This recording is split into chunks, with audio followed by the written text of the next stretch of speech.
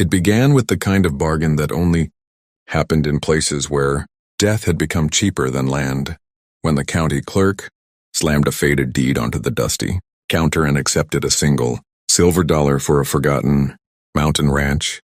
Every old-timer inside the office stopped breathing for a moment. Men who had survived Apache raids, outlaw ambushes, and brutal winters quietly removed their hats as the stranger folded the deed into his coat. They were not honoring him. They were silently saying goodbye. The ranch had been abandoned for 12 years. Every family that tried to claim it either fled in terror, disappeared without explanation, or returned broken beyond recognition. Yet the towering mountain man simply saddled his mule and headed toward the high country without looking back, unaware that before sunset someone impossible would open the ranch door and change his destiny forever. Before we ride deeper into this unforgettable frontier mystery, don't forget to like, comment, share, and subscribe to The Last Cowboy if you love legendary cowboy tales, outlaw adventures, and unforgettable Wild West mysteries. Your support keeps these stories alive for every cowboy at heart. The mountain man was named Gideon Ashcroft, a broad-shouldered trapper whose weathered face carried the scars of years spent alone in the Rocky Mountains. At 39, he had outlived mountain lions, grizzly bears, freezing blizzards, and men who hunted humans for money. His thick brown beard, gray eyes, and calm nature made him seem carved from the same stone as the mountains themselves. He owned little more than a mule named Copper, an old Sharps rifle, a hunting knife, and enough determination to survive another winter. After years of trapping beaver and selling pelts across Wyoming territory, he dreamed of something impossible for a man like him, a place to finally call home. The abandoned property sat high above the isolated valley of Black Pine Ridge, nearly 2 days from the nearest settlement of Dry Creek Junction. The tiny frontier town was little more than a sheriff's office, a general store, a church, 2 saloons, a stable, and a scattering of wooden buildings fighting against the relentless wind. The surrounding country was breathtaking in daylight. Endless pine forests climbed rugged mountains, while narrow rivers carved through golden meadows filled with grazing elk. Eagles circled overhead, and distant snow-covered peaks shined beneath a brilliant blue sky. Yet despite the beauty, the valley carried an uneasy silence that made even experienced travelers quicken their pace. The ranch itself stood on hundreds of acres overlooking a crystal-clear lake. Weather had beaten the buildings for years, yet the main house remained surprisingly solid. Tall wooden fences leaned under age, an enormous red barn listed slightly to one side, and abandoned corrals stretched toward rolling pasture land. Gideon expected empty rooms filled with dust and broken furniture.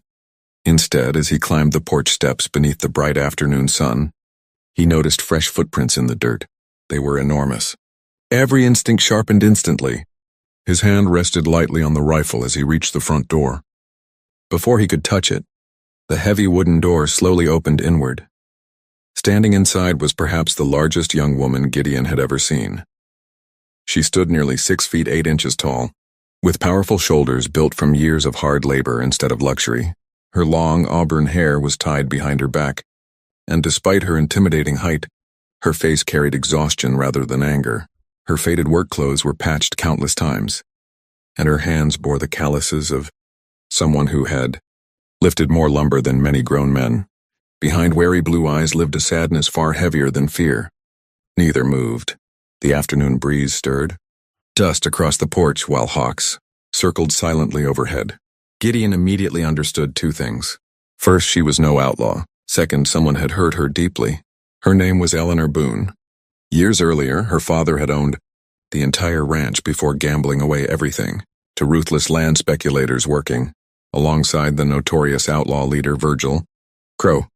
Eleanor's father refused to surrender the property and was murdered during what newspapers falsely described as a robbery. Since then, everyone believed the ranch abandoned because Eleanor had hidden herself there, surviving alone by hunting, fishing, growing vegetables, and repairing buildings with remarkable strength.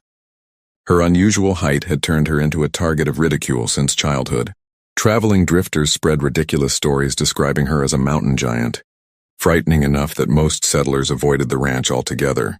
Virgil Crow encouraged every rumor because he wanted no witnesses near the land until he uncovered something hidden beneath it. Gideon listened carefully as Eleanor reluctantly revealed pieces of the ranch's history over the following hours. Beneath the property, supposedly, rested a fortune in Civil War gold stolen during the final months of the conflict.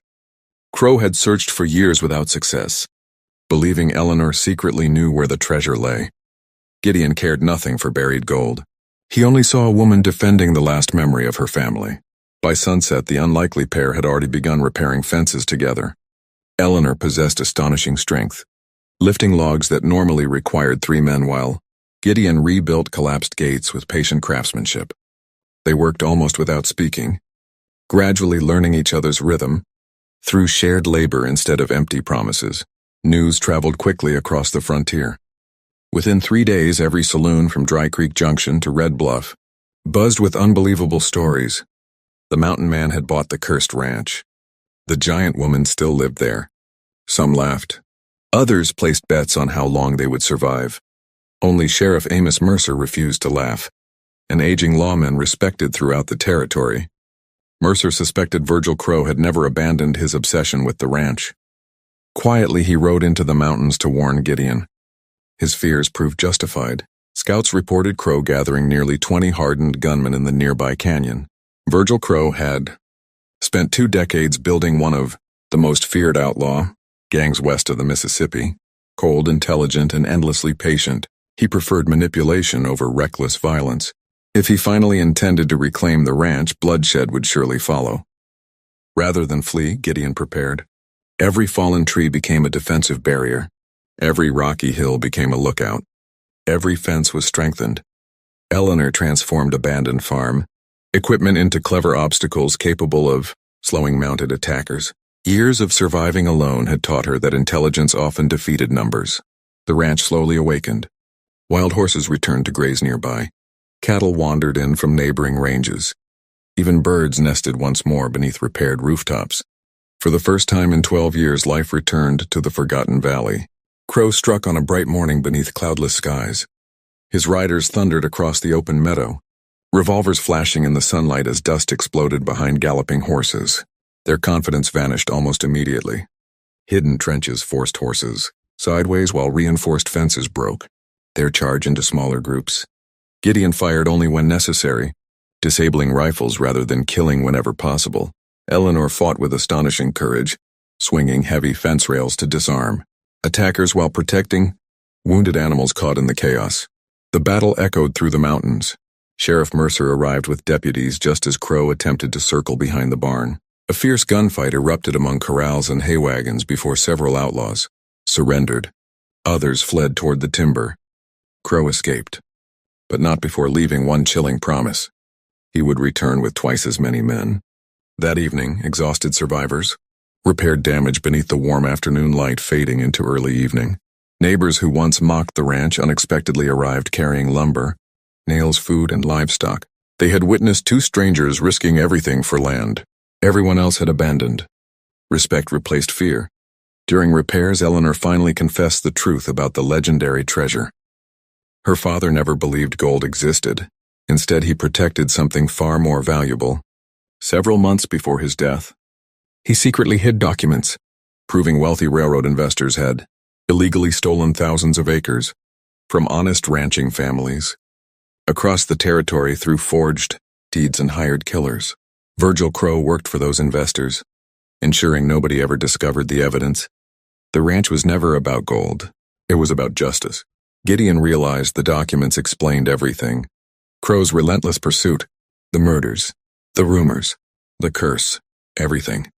Sheriff Mercer immediately organized, trusted writers to deliver copies of the evidence to federal marshals in Cheyenne. Crow understood his empire was collapsing. His final assault came 3 days later. 25 armed riders emerged from the forest under brilliant midday sunshine, determined to destroy every witness before federal law arrived. Smoke drifted above the trees as outlaws set dry grass ablaze, hoping flames would drive defenders into the open.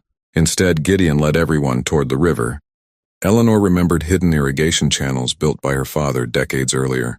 Working together, ranchers opened forgotten floodgates. Cold mountain water rushed across the fields, extinguishing advancing flames while turning open ground into deep mud. Horses stumbled helplessly as Crow's carefully planned attack dissolved into chaos. Sheriff Mercer charged alongside local ranchers. Deputies closed every escape route. Crow attempted one desperate ride toward the house where the evidence remained hidden. He never reached it. Gideon intercepted him in the pasture. The two men fought beneath the blazing afternoon, sun with fists instead of guns. After both revolvers were knocked away, Crow relied upon brutality accumulated through years of violence.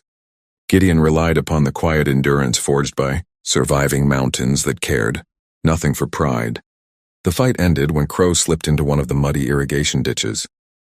Mercer placed him under arrest moments later. Weeks afterward, federal investigators confirmed every stolen deed hidden beneath loose floorboards. Inside the old ranch house, corrupt businessmen were arrested across 3 territories. Families wrongly forced